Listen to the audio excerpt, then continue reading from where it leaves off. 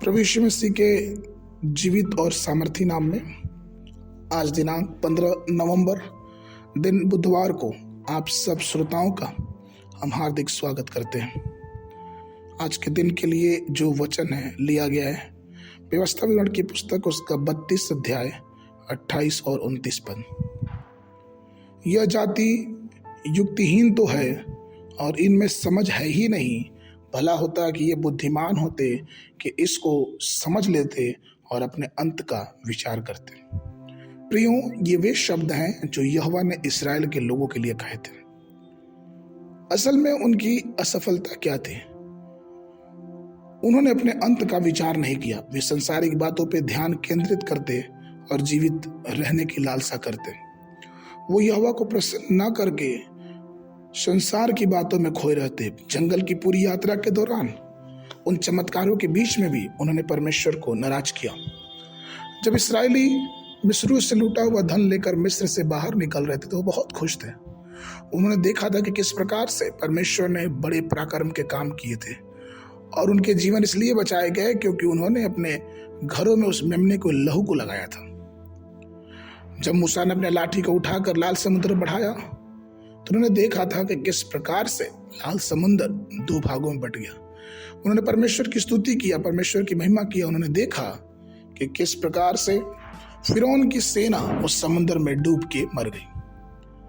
उन्होंने देखा कि जंगल में किस प्रकार से बहुत सारे आश्चर्य कर्म परमेश्वर ने किए। उन्होंने देखा कि किस प्रकार से परमेश्वर आग का खंबा और बादल का खंबा बन के उनकी अगुवाई कर रहा है। किस प्रकार से उन्हें सुबह के समय मन्ना खिलाता और आध्यात्मिक चट्टान से उन्हें पानी पिलाता। इतना सब कुछ होने के बाद भी वे परमेश्वर को बार बार रीछ दिलाते। वे परमेश्वर के अगुओं के खिलाफ खड़े हो गए और परमेश्वर का क्रोध भड़का और सब के सब उस जंगल में मर गए। पवित्र शास्त्र पहला कुरिन्थियों उसके 10:6 से 11 पद में इस प्रकार से कहता है, ये बातें हमारे लिए दृष्टांत ठहरी कि जैसा उन्होंने लालच किया वैसे ही हम बुरी वस्तुओं का लालच न करें और ना मूरत पूजने वालों जैसा कि उनमें से कितने बन गए थे। जैसा लिखा है कि लोग खाने पीने बैठे और खेलते कूदने उठे। और ना व्यभिचार करें जैसा उनमें से कितनों ने किया। एक दिन में 23,000 मर गए थे। और ना हम प्रभु को परखें जैसा कि उनमें से कितनों ने किया और सांपों के द्वारा नष्ट किए गए।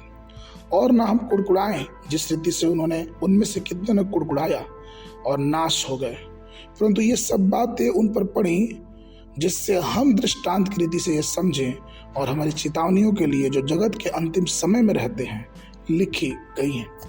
प्रियो, हमें इस बात को ध्यान देना है कि मिस्र से लगभग 20 लाख लोग निकले लेकिन कनान देश सिर्फ 2 लोग पहुंचे, अर्थात यहोशू और कालेब। आज अपने जीवनों को यहोशू और कालेब के समान बनाना है कि परमेश्वर की पवित्रता को अपने जीवनों में ग्रहण करके प्रभु की बातों का अनुसरण करते हुए आगे बढ़ते जाएं ताकि हमारा अंत गौरवशाली और आशीषमय हो। आज के मनन के लिए फिलिप्पियों की पत्री उसका 2 अध्याय 12 पद। सो हे मेरे प्यारो, जिस प्रकार तुम सदा से आज्ञा मानते आए हो वैसे ही अब भी न केवल मेरे साथ रहते हुए पर विशेष करके अब मेरे दूर रहने पर भी डरते और कांपते हुए अपने उद्धार का कार्य पूरा करते जाओ।